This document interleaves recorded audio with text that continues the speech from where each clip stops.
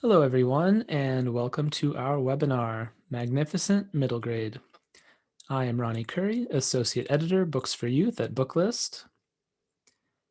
And before we begin, I will go over some technical details. If you're in the audience, you are in listen-only mode, but we do welcome any questions you might have. So on the bottom of your screen is a toolbar with a section for Q&A. If you have a question, or if you need technical assistance, just click Q&A and type your message into the box that appears. We will do our best to respond to all tech-related questions, and we'll pass along all other questions to today's panelists, so that way they can follow up with you after the webinar. Also, Booklist will now be offering closed captioning on all webinars. To enable or disable captions on your screen, please look for and click the live transcript icon on the toolbar. From there, you can select Show or Hide Subtitles from the menu that appears. If you choose to enable subtitles, you can adjust the size of the captions at any time by selecting Subtitle Settings. Last but not least, links to today's slides and a title list were included in the reminder email you received from Zoom about 1 hour ago. To download them, please open that email, scroll to the bottom, and click on the link located there. You can also download the slides and title list by copying the URLs on this screen into your web browser. Today, we have the pleasure of hearing from Caitlin Rubenstein, Senior Manager, Children's School and Library at Workman Publishing, Donna Spurlock, Marketing Director at Charlesbridge Publishing, Amanda Acevedo, School and Library Marketing Manager at Houghton Mifflin Harcourt Books for Young Readers, and Lauren Wengrovitz, Marketing Associate, also at Houghton Mifflin Harcourt. First up, we are going to hear from Caitlin Rubenstein. Caitlin lives in Waldwick, New Jersey with her 1-year-old son Ellis, her husband Eric, who is a high school math teacher, and their pug Louie. Caitlin is best described by her mother as a hokey pokey kid. She puts her whole self into everything she does. Please take it away, Caitlin. Thanks, Ronny. My mom is also a retired teacher, so I'm hoping everyone gets that vibe from her calling me Hokey Pokey. So like Ronny said, my name is Caitlin, and I'm going to be sharing some of our middle grade selections from Workman and all of the wonderful imprints you see here today. First up, we have a handout available, so you can either take a screenshot or jot this link down. It will also be shared with you on Monday, but here's a link to the presentation so that you have all of the wonderful things that we're going to talk about today. I wanted to share some of the amazing middle grade titles that you may have missed over the past year. Cardboard Box Engineering is a follow-up to Mason Jar Science. These are fantastic STEM-based nonfiction titles that are fun and packed with experiments and activities. How to Be a Person is #pre-adulting. It's really great for any middle grade reader or really any reader who needs a few helpful tips on watering plants, making sure laundry actually makes it into the hamper, and remembering to write thank you notes to friends and loved ones. Think for Yourself is a nonfiction guide to critical thinking, and this helps kids who are living in this OK Google and Ask Alexa age to learn how to understand and evaluate all of the information that is coming at them at warp speed. Screaming Hairy Armadillo isn't just fun to say, it's super fun to read. This book is packed with interestingly named animals and the reasons why they received such incredible names. The back matter also has a really fun name generator, so you can come up with your own interestingly named animal. Who Got Game Baseball is written by Newbery Honor-winning author Derek Barnes, and this book includes little-known facts and stats about America's favorite pastime. And then from the March on Washington to March for Our Lives to Black Lives Matters, Kids on the March features 13 powerful stories of kid-led protests in America. Skunk and Badger was one of my favorite books of 2020. Oh, sorry, the previous slide. Sorry, I know I said and, it was just like ending that that row up at the top. So next up we have Skunk and Badger, and that's one of my favorite books of 2020. It made the 10 best of lists, including Kirkus, Booklist, of course, and School Library Journal, and many more. This is an charming odd couple friendship story by Amy Timberlake, who is a Newbery Honor winning author, and it has illustrations throughout from Caldecott medalist John Klassen. If you have not made your way to this series, please, please do. Premeditated Myrtle and How to Get Away with Myrtle are the first two books in the Myrtle Hardcastle series. And yesterday, Premeditated Myrtle actually won the Edgar Award for Best Juvenile Title. So please be sure to check out this series. It is absolutely phenomenal. I like to call it like a Victorian Harriet the Spy. Both books 1 and 2 are out now. Then we have the Don't Check Out This Book. It is an epistolary style book about a small town school scandal. A green dot collection in the school library is filled with fun. This book is filled with fun illustrations of letters, emails, newspaper clippings, and much more. The Oddmeyer, number 2, The Unready Queen. This is a wonderful fantasy series, and this time the story centers around fable. It's full of monsters, mayhem, and magic. In the Role of Bree Hutchins is by Nicole Melleby of Hurricane Season. Nicole is a fantastically authentic middle grade voice, and in this novel, Bree is finishing out 8th grade while juggling family, friends, and her sexuality. All right, up next we have Hear My Voice, and I know this title was recently published, but I just had to devote a slide to it. It's powerful and heartbreaking. It's a picture book presented in both English and Spanish.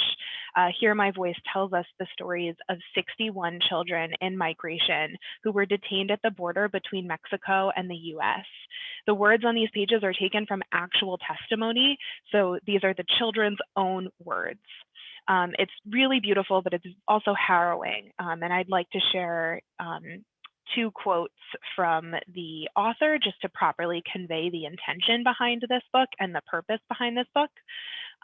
Michael Garcia Bochnek says, this is a story for children by children, and it wasn't easy to tell and it isn't easy to hear. But it's not only a story of adults' cruelty and neglect. At the end of the day, it's also a story of children's strength, courage, and hope. And then Warren Binford says, every illustration is intended to help bridge the humanity between the children whose collective stories are told and the child who is trying to understand what is happening to children forced to move across national borders. Although this is a children's book, we recommend that thoughtful adults are on hand to help young readers process what they're learning from these children's accounts. The book should be viewed as an opportunity to better understand human migration and children's rights. It also has received 2 starred reviews so far, one from Kirkus and one from Publishers Weekly. It includes questions and things to think about while reading, as well as resources to help you should you decide to take action. There were 17 different illustrators actually who contributed to this beautiful book, including Caldecott medalist Gigi Morales, Pura Belpré honor-winning illustrator Raul Gonzalez III, and many more. I urge you to head over to the title page for this on our website. It's not only fantastic, but very much necessary. And we've also created a wonderful educator guide for you as well. I just added some illustrations here from the book. This is beautiful, the one with the children with their heads as birds. And these birds actually reflect each different country that's listed underneath. So where it says, I am from El Salvador, the bird there is native to El Salvador. Really, really gorgeous. All right, Be the Dragon, something completely different, a big shift. Be the Dragon is for elementary to middle school readers that delivers social emotional learning with the wild fun of dragons. Brief stories, personality quizzes, and hands-on activities are designed to help children identify and celebrate his or her own dragon-like qualities. Things like the ability to overcome fears or discover your own creativity and passion, or understanding and harnessing emotions. You too can be the dragon on September 14th. Egg marks the spot. So we talked about Skunk and Badger briefly before, and I'm super excited to be presenting the 2nd book in this charming series. Skunk and Badger, like I said, is by Newbery Honor winning author Amy Timberlake with illustrations throughout by Caldecott medalist John Klassen. And this is egg marks the spot. Buried in the heart of every animal is a secret treasure. Badger's is the spider eye agate, stolen years ago by his crafty and treasure trade dealing cousin, Fisher. When Mr. G. Hedgehog threatens to take the book review as soon as it thumps on his doorstep, Skunk decides an adventure X marks the spot is going to solve all their problems. Badger agrees and they send off together for their favorite campsite on Endless Lake. But not all is as it seems at campsite number 5. Harumphs in the night, unexpected friends, and then Fisher appears, and Badger knows something is up. Something involving secrets, betrayals, and lies. And a luminous late Jurassic prize. You can join the adventure with Skunk and Badger on September 14th. Tin and Cole are back in the 3rd installment of the Oddmeyer series. This time, Tin and Cole are on a quest to find the mystery surrounding their long-lost father, Joseph Burton. Favorite friends Evie and Fable join them as they venture further than they ever have before into the deepest, darkest part of the Wildwood. Will they find the answers they seek before an ancient evil consumes the Wildwood? I don't know. You'll have to read to find out. The first 2 books in the series are available now, and you can get Deepest, Darkest on June 22nd. How to Become a Planet. So we spoke about In the Role of Brie Hutchins before, and I have a 3rd book to present from Nicole Melleby. This one received a starred review from PW. They call it an acutely observed and authentically told tale. Even more fantastic reviews came in from Kirkus. Readers will find insight and compassion around setting realistic goals and navigating results that may not match initial expectations. A realistic, hopeful account of personal recovery and discovery. And then Booklist describes it as a character-driven novel with a hopeful tone that will resonate with many tweens. How to Become a Planet is about Pluto, who starts the summer with a trip to the planetarium. Summer is her favorite season, filled with trips to the Boardwalk Arcade, working in her mom's pizzeria, and celebrating her best friend's birthday. But this summer, none of that feels possible. Pluto is sharing a beautiful, sensitive, and relatable story of her struggle with anxiety and depression. She navigates her way to the realization that even with a checklist full of things that she feels will help her get back to her old self again, that there is no old Pluto or new Pluto, that there's just her. Nicole Melleby's previous books, Hurricane Season and In the Role of Brie Hutchins, are available now, and How to Become a Planet will be out on May 25th. We will have a discussion guide for this title as well. And then continuing the fun with our favorite Victorian mystery series, we have the 3rd in the Myrtle Hardcastle series. Myrtle is on the trail of a killer out for revenge. Mr. Layton, proprietor of Layton's Mercantile, is found dead on the evening of his annual Christmas shop display when it's to be unveiled. But who would want to kill the local dry goods merchant? When the killer continues to strike, each time manipulating the figures in the display to foretell the crime, Myrtle finds herself racing to uncover the long-buried facts of a historic scandal. Really fun series. Make Your Own Money. This comes from award-winning author and charismatic motivational speaker Ty Allen Jackson, which takes kids on a how-to journey toward financial literacy, with tips and guidance for making money and minding their own businesses. This lively, easy-to-read blueprint for financial success provides creative and practical tips for earning money by starting a business, and even covers how to write a business plan, raise up startup money, and understand profit and loss. It also teaches important economic vocabulary such as need versus want, goods versus services, as well as essential life skills for handling money, like how to open a bank account and create a budget and invest and donate. Make Your Own Money is fantastic, and I feel like it's fantastic for adults even. It's for anyone who just needs a little bit of help on financial literacy, and for kids, I just think this will put, a great idea in their heads and set them off for success very early on. So you can get this one on September 28th. Next up is A Curious Collection of Dangerous Animals, and that cover is frightening and really fun. From the Goliath tigerfish to the Asian hornet to the wolverine pictured here, this is a visual treasure trove of the scariest and most dangerous animals on the planet. Dangerous animals get a bad rap, and it's true that these animals may seem a little scary, but that's also what makes them remarkable. A curious collection of dangerous creatures, you'll learn about the most lethal animals to ever exist, many of which you wouldn't even realize were deadly, like the blue and yellow macaw or the common otter. The first book is also available now. It's a curious collection of peculiar animals, which you'll see there at the bottom. I've added some spreads of some of the more interesting animals that I thought were kind of cool from the Dangerous collection. That's it for me. Here are all of the ways that you can reach me. I have my email here. I have 2 newsletters, Greetings from Workman Library Land. That is everything that comes out from our company in imprints, middle grade and beyond. And then I have I Love Middle Grade, which is a great newsletter to sign up for, especially for this audience. It is all things middle grade from all publishers. So definitely check that out. It's out quarterly and there will be a May issue. So sign up now to get that. That's it for me. Thanks so much for having me.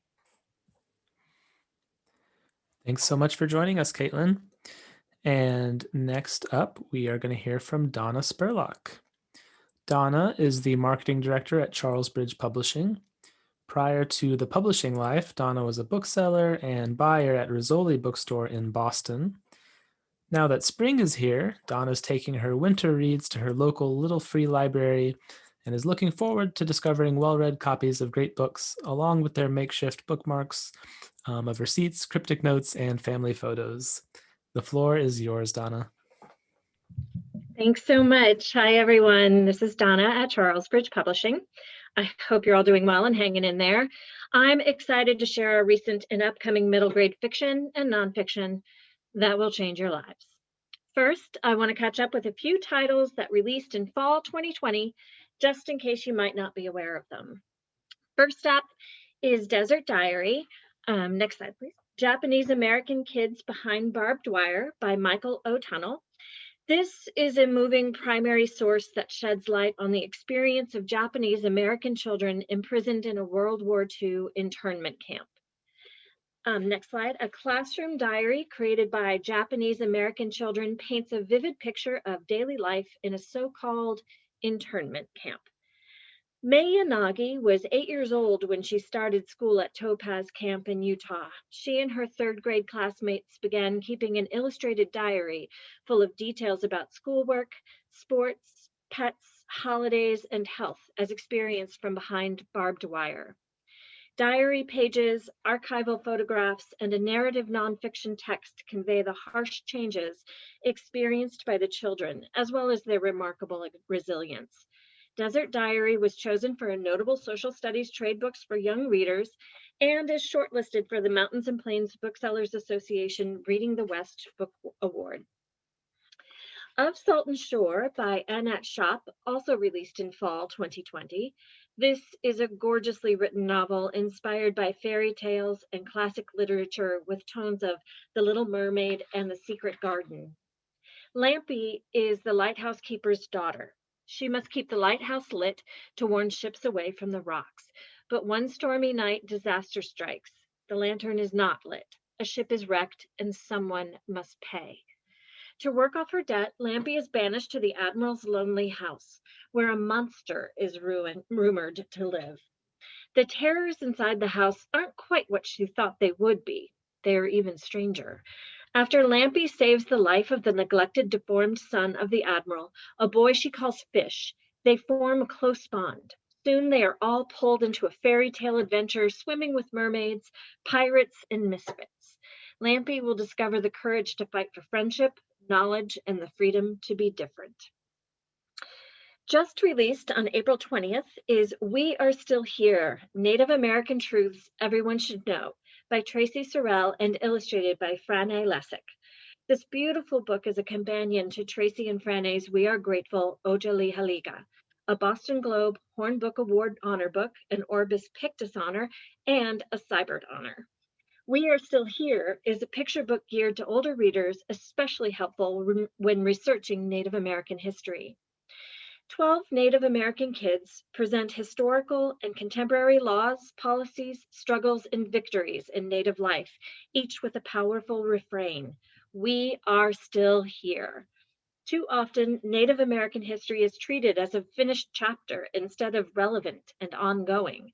We Are Still Here offers readers everything they never learned in school about Native American people's past, present, and future. The structure of a classroom research project culminates in a community presentation of the projects on Indigenous Peoples Day.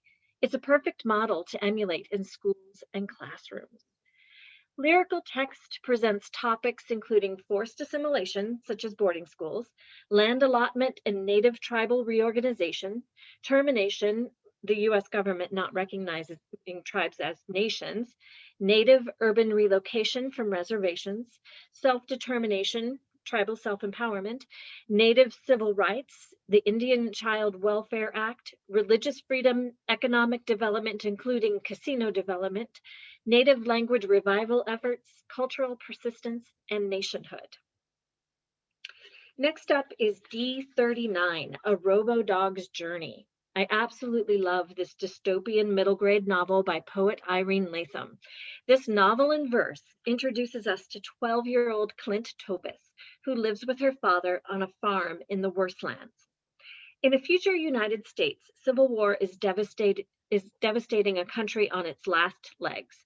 On one side, the patriots. On the other, President Vex's corrupt government. In the middle, everyone else just trying to survive.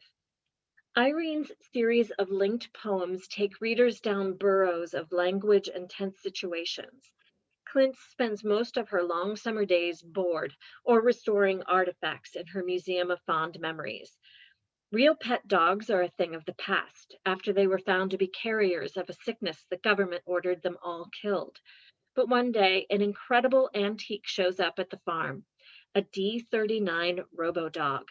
Clint is overjoyed, but the good luck doesn't last. When the war makes its way into the empty Worthlands, she and D39 find themselves thrown into an epic journey for survival and hope.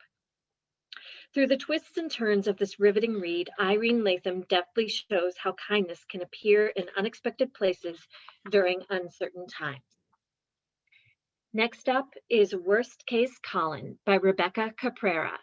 12-year-old Collin has a plan to survive any worst case scenario.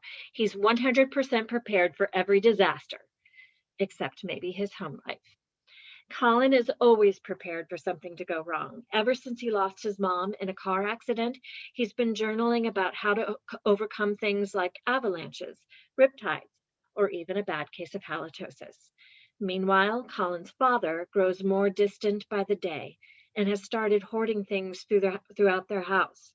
Determined to hide his home life from his friends, Collin navigates middle school alongside the hilarious and clueless Liam and Georgia, who Collin may have feelings for. Can Collin learn to be vulnerable around those he loves, even when he can't control every possible scenario? Next up, I love what Steve Sheinkin has said about The Midnight Ride of Paul Revere. Longfellow's poem was the Hamilton of its day. It's true, the popularity of the Longfellow poem has echoed down the ages and is as much history as it is literature. The problem is, it's not really a true story. But debut author Jeff Lantos digs into the facts and tells us why Longfellow lied. Most people think the poem is an accurate account of the fateful night of April 18th, 1775, when the American Revolution began. But Longfellow twisted the facts. Why? As a matter of fact, Paul Revere's ride didn't even make it into his own obituary. A daring, patriotic act of disruption? Why no hurrahs? Because it was a secret mission. Longfellow's poem appeared on the scene almost 100 years after the famous ride. But Revere wasn't alone in his feat of daring do. There were several riders heading off in different directions, alerting colonists to the impending invasion of British soldiers. Why aren't they in the poem? As Longfellow writes, So facts of history at a distance seen into one common point of light convene. Longfellow condensed the larger story using artistic license for a better poem. Author and history teacher Jeff Lantos pulls apart the poem, tells the actual story of Paul Revere's ride, and sets the record straight. Not only that, he lays out when and why Longfellow wrote the poem and explains how without it, many people today wouldn't know much about Revere at all. Next is the re-release of award-winning fantasy author Ellen Kushner's The Golden Dreidel, an unforgettable adventure inspired by Jewish folklore and tradition. Sarah wishes her family celebrated Christmas, or at least had one of the pretty trees she sees at her friends' houses. But at her family's big Hanukkah party, mysterious guest Tanta Miriam gives Sarah a one-of-a-kind gift, an enormous golden dreidel. Miriam warns her to be careful, for when she spins it, she's spinning miracles. Sarah soon discovers there's much more to the dreidel than meets the eye, and before long, she's spun herself into a whole new world, one of magical princesses, riddles, and demons. Sarah discovers her wisdom and relies on her courage to find her way back home. The perfect Hanukkah read. And lastly, a sort of sneak preview of a lovely novel releasing in January 2022. The Way I Say It by Nancy Tandon is sixth grader Rory's story of his impossible to hide speech impediment. He can't say his R's, but that's just the beginning of his troubles. First, Rory's ex-best friend Brent started hanging out with the mean lacrosse kids. But then a terrible accident takes Brent out of school and Rory struggles with how to feel. Rory and his new speech teacher put their heads together on Rory's R's, not to mention a serious love of hard rock and boxing legend Muhammad Ali. But nobody seems to be able to solve the problem of Rory's complicated feelings about Brent. Brent's accident left him with brain damage, and he's struggling. Should Rory stand up for his old friend at school, even after Brent failed to do the same for him? Beautifully told, The Way I Say It explores complicated feelings and the strength it takes to let go and to hold on. That's it for me. Thanks so much. Please feel free to reach out to me at dspurlock@charlesbridge.com with any questions or if you'd like to receive galleys. Also, visit our website at charlesbridge.com/mmg, that's for Magnificent Middle Grade, for info about the books I discussed today, get digital galleys, for author features, and more. Thanks so much. Thank you so much, Donna. Our final panelists today will be Amanda Acevedo and Lauren Wengrowitz. Amanda is the School and Library Marketing Manager for Houghton Mifflin Harcourt Books for Young Readers. After moving to Boston in 2011 to obtain her master's degree in publishing from Emerson College, she was hired at HMH and has been talking about their wonderful books ever since. Lauren is the Marketing Associate for Houghton Mifflin Harcourt Books for Young Readers. After writing for an entertainment site and working as a bookseller, she now loves being a part of HMH's marketing team and helping readers find our books. Take it away, Amanda and Lauren. Hi, everyone. Lauren and I are really happy to be here to share with you today. So for my first book, I don't have a cover to show you yet, but this is a project that we're really excited about. From the team that brought us Finish the Fight last year, Call and Response, The Story of Black Lives Matter, tells the story of how a hashtag became a movement. In 2020, the world watched history being made. The rallying cry of Black Lives Matter captured global attention and spurred thousands of people of all ages, races, genders, and backgrounds to stand up for social reform. But where did this movement begin? And why, after years of work by ordinary people, did the world finally begin to take notice? From the founders of the movement to the watershed moments that challenged people to take action, this book follows the activists and organizers on their journey, examines some of the ways that protest has been fundamental to American history, and shows how marches, rallies, and demonstrations can be vital tools for making meaningful change. New York Times editors Veronica Chambers and Jennifer Harlan explore Black Lives Matter through photographs, in-depth reporting, timelines, and quotes. Call and Response is perfect for young readers who need an introduction to this movement and for any reader looking for concrete information on this timely topic. Wow in the World, The How and Wow of the Human Body by Mindy Thomas and Guy Raz. Why in the world do I have a belly button? And what in the world does it do? When in the world will my nose stop growing? And how in the world does my pee keep flowing? The human body is a fascinating piece of machinery. It's full of mystery and wonder and wow. And every single human being on the planet has one. Join Mindy Thomas and Guy Raz, host of the mega popular Wow in the World podcast, as they take you on a fun-filled adventure from your toes to your tongue to your brain and your lungs.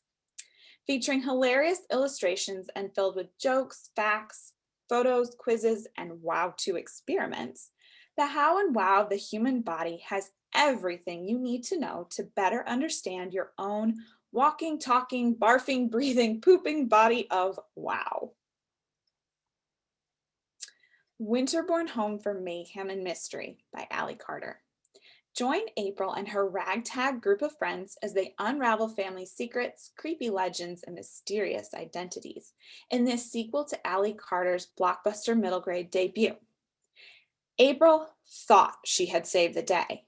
With Gabriel declared guardian of the orphans at Winterborn House, everything should have been perfect. But with their other guardians, Izzy and Smithers, away and social services snooping around, things are not quite right at Winterborn House. Gabriel isn't exactly the father figure the kids were hoping for. And when it seems like that long-lost heir might be lost, maybe purposefully, yet again, the kids realize there might be others lurking in the shadows ready to take his place.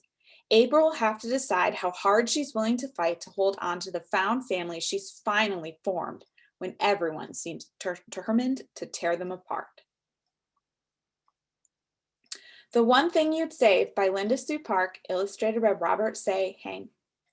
If your house were on fire, but your pets and family were safe, what is the one thing that you would save? Newbery medalist Linda Sue Park explores different answers to this provocative question in linked poems that capture the diverse voices of a middle school classroom. Some students know the answer right away. Others come to their decision more slowly.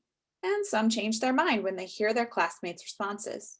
A lively dialogue ignites as the students discover unexpected facets of one another and themselves. With her ear for authentic dialogue and knowledge of tweens' priorities and emotions, Linda Sue Park brings the varied voices of an inclusive classroom to life through carefully honed, engaging, and instantly accessible verse. Rescue at Lake Wild by Terry Lynn Johnson. Maddie Lewis is not allowed to bring home any more animals. After she saved hairless mice, 2 birds, a rabbit, and a stray tomcat, Maddie's parents decided that if they find one more stray animal in the house, she will not be allowed to meet her hero, Jane Goodall, at an upcoming gala event. But when Maddie and her friends rescue beaver kits whose mother was killed, they find themselves at the center of a local conspiracy that's putting the beavers and their habitat in danger. As Maddie and her friends race to uncover the threat targeting the beavers, Maddie must put her animal whisperer skills to the test in both raising the orphan beaver kids and staying out of trouble and her mother's eye. Terry Lynn is a master of middle grade voice and is a real-life conservation officer, making this book the perfect intersection of fun and educational.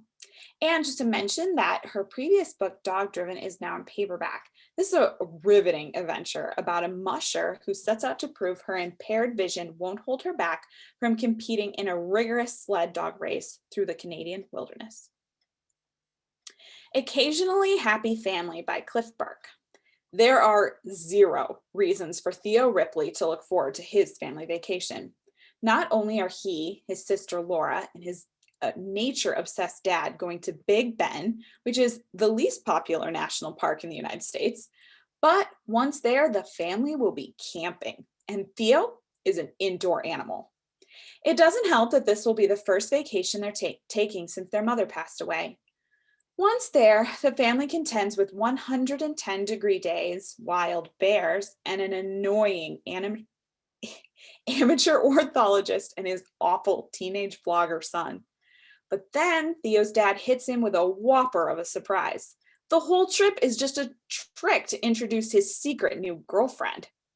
Theo tries to squash down the pain in his chest, but when it becomes clear that this is an auditioning to be his stepmom girlfriend, Theo must find a way to talk to his grief and face his dad before his family is changed forever.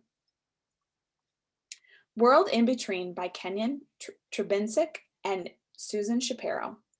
Fifth grader Kenyon loves drawings and playing soccer with his friends. He wants to be a famous athlete, hates it when his friends call him Bugs Bunny, and looks up to his big brother, who hasn't had much time for him lately.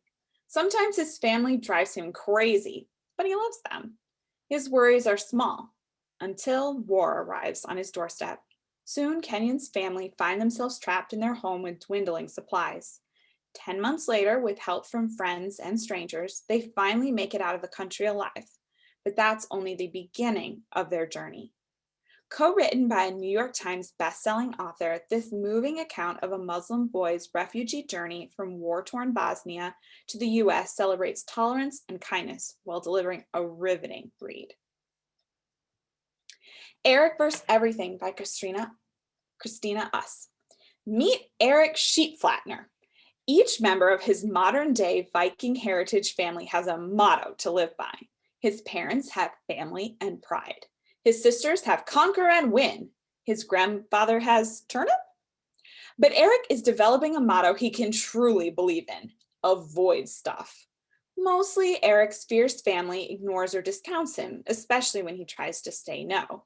But while spending the summer with his rough and tumble cousins and older sister Brunhilde in Minnesota, axe-wielding Brew gets the idea to name and conquer all of Eric's fears. Will anyone hear him say no before it's too late? And will Eric end up defined by his fears or by his fearless family? Can a warrior really become a warrior? In this silly, heartfelt, outrageously quirky novel for fans of Restart and Pay Attention Carter Jones, why not be both? Sydney and Taylor Take a Flying Leap by Jacqueline Davies. In this laugh-out-loud early chapter book with charming full-color illustrations, best-selling author Jacqueline Davies continues the adventures of two best friends who chase their dreams, even through doubts and obstacles. When Taylor decides he wants to be the world's first flying hedgehog, there is little his best friend Sydney the skunk can do to stop him. Will Taylor realize his dream? Will he forgive Sydney for not believing in him? And can Sydney keep his spiny friend in one piece? This hilarious book highlights the importance of friendship and the need to reach for the sky. And don't miss book 1, now in paperback. Now over to Lauren.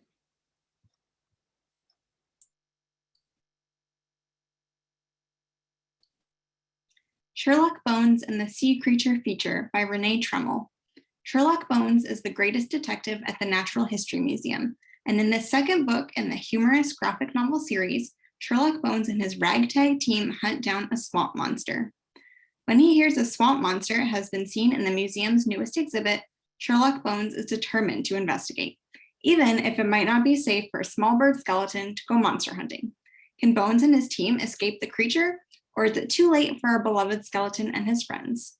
As a reminder, the first book in this series, Sherlock Bones and the Natural History Mystery, is also available in hardcover and paperback. Carmen Sandiego, Need for Speed Caper. This full-color graphic novel, based on the Netflix series starring Gina Rodriguez, introduces kids to geography, culture, and history. Take in all the action, adventure, and excitement of India with Carmen Sandiego, the world's greatest thief. Paranorthern by Stephanie Cook, illustrated by Mari Costa. It's fall break in the supernatural town of North Haven, and young witch Abby's plans include pitching in at her mom's coffee shop, practicing her potion making, and playing board games with her best friends, a pumpkinhead, a wolf girl, and a ghost. But when Abby finds her younger sister being picked on, she lets out a burst of magic so strong it opens a portal to a realm of chaos bunnies. And while these bunnies may look cute, they're about to bring the apocalypse unless she figures out a way to reverse the powerful magic she unwittingly released.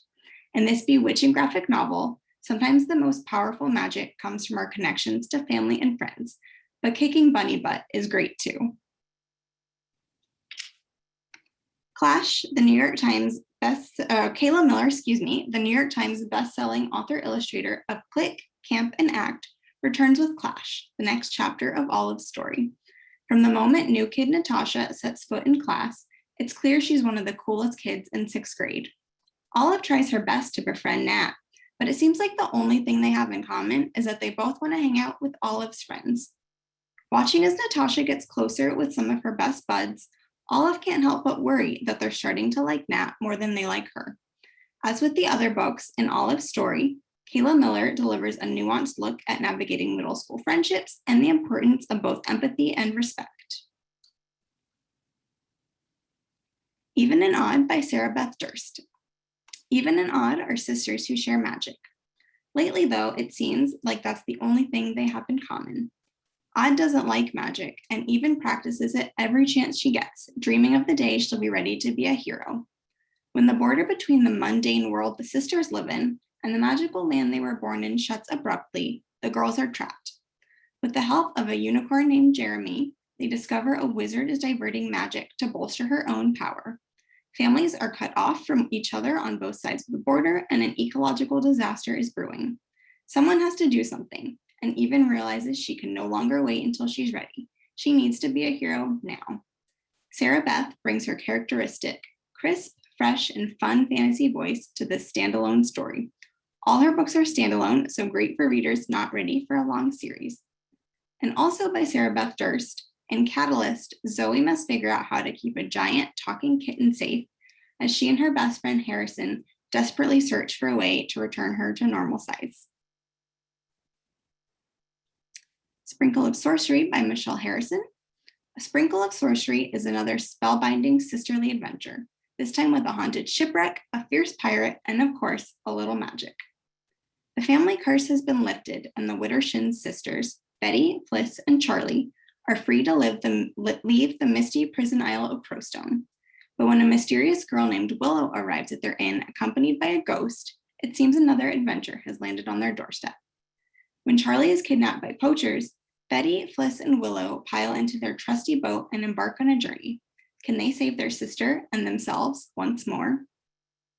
And in the first book, A Pinch of Magic, Betty, Fliss, and Charlie learn that their family is haunted by a generations-long curse that prevents them from ever leaving their island, at the cost of death.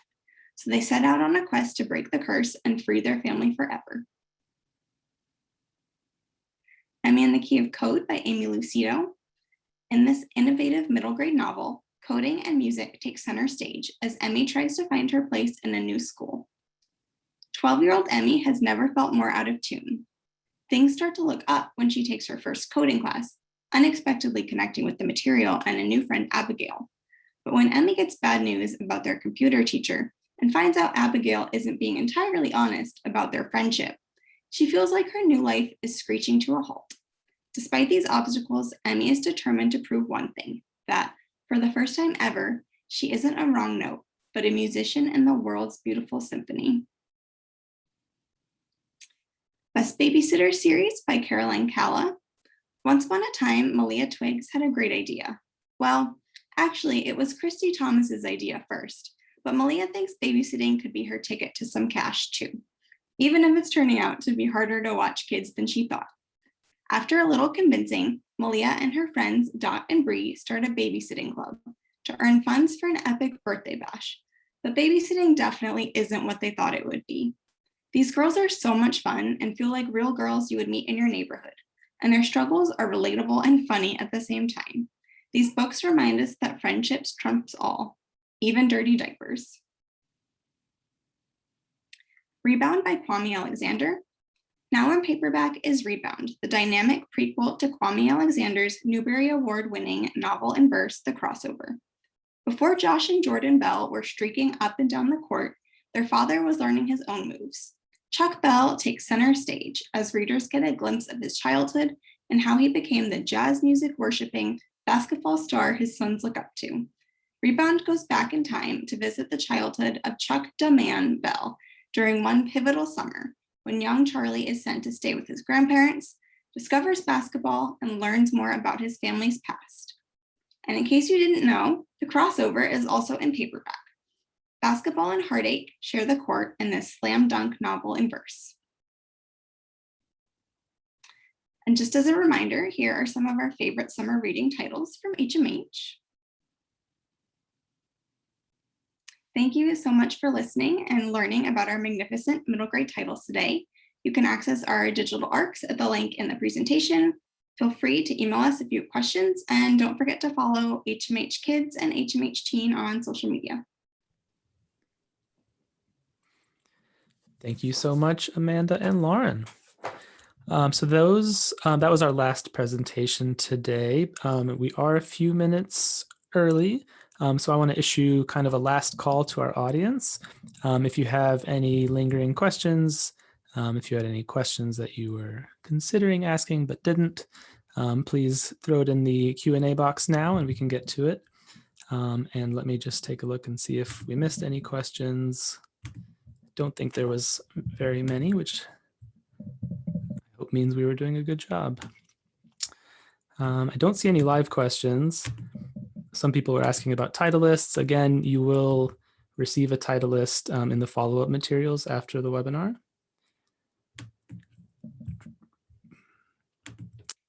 And if nothing pops up in the Q&A, then I will close things out shortly. Cheryl has no questions, but she does have compliments. Thank you very much. Alrighty then. A lot of positive feedback. Thank you, everybody in the audience. I'm going to go ahead and wrap things up. So again, tomorrow, all attendees will receive an email containing links to today's slide presentation, title list, certificate of completion, and video recording. For more about Booklist webinars, be sure to visit booklistonline.com/webinars, where you can view archives of past webinars and register for upcoming ones like those you see here.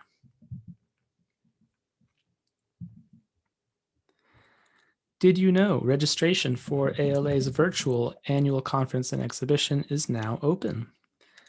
Taking place between June 23rd and 29th, this year's conference will feature amazing speakers, educational programming, and an opportunity to connect with colleagues and librarians everywhere. Visit 2021.alaannual.org for more details. Not yet a subscriber? Pair the print reading experience with the convenience of online access at booklistonline.com. and lock in print, online, digital, and archive access by taking advantage of this special webinar offer to get Booklist for only $75. Plus, while you're at booklistonline.com, peruse the latest issue of Book Links, a quarterly supplement full of literary, STEM, and classroom connections, freely available to all readers right now. Thank you for joining us for today's webinar, and one more thank you to our sponsors, Workman Publishing, Charlesbridge Publishing, and Houghton Mifflin Harcourt Books for Young Readers. This concludes today's webinar. See you next time.